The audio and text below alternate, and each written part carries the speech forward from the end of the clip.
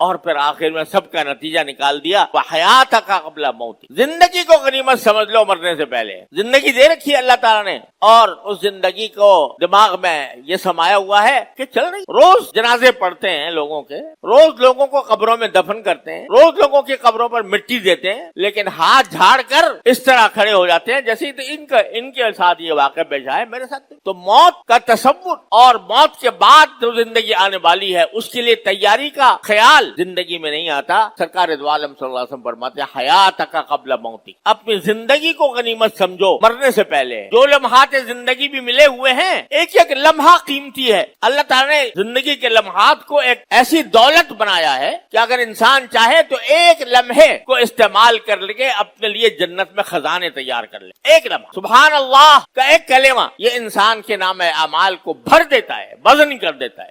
اب چلتے پھرتے خیالات ہیں ادھر کے ادھر کے دنیا بھر کے، ان میں مست ہیں، چلے جا رہے ہیں۔ وہی وقت اگر آپ اللہ کے ذکر میں استعمال کر لیں، سبحان اللہ، الحمدللہ، لا الہ الا اللہ، اللہ اکبر، درود شریف، تو یہ لمحہ جو ہے زندگی کا کام آتا ہے۔ ہمارے والد ماجد قدس اللہ تعالیٰ کا ایک شعر ہے کہ لب پر دم اخیر تیرا نام آ گیا، لب پر دم اخیر تیرا نام آ گیا، رکتا ہوا یہ سانس بہت کام آ گیا۔ یعنی آدمی کا ایک لمحہ بھی اگر غفلت سے نکل کر اللہ کے ذکر کی طرف متوجہ ہو جائے تو بڑا کام آ گیا، ایک سانس بھی کام آ گیا۔ لب پر دم اخیر تیرا نام آ گیا، رکتا ہوا یہ سانس بہت کام آ گیا۔ تو یہ جو سانس آ رہے ہیں نا ہمارے، ہر سانس ایک نعمت ہے، ہر سانس ایک موقع فراہم کیا جا رہا ہے کہ مجھے یاد کر لو۔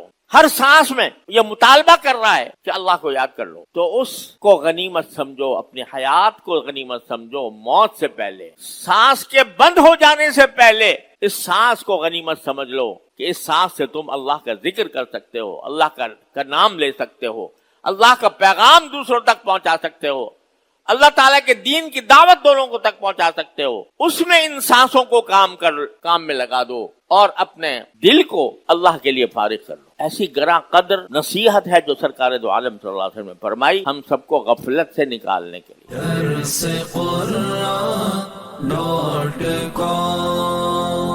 www.darsequran.com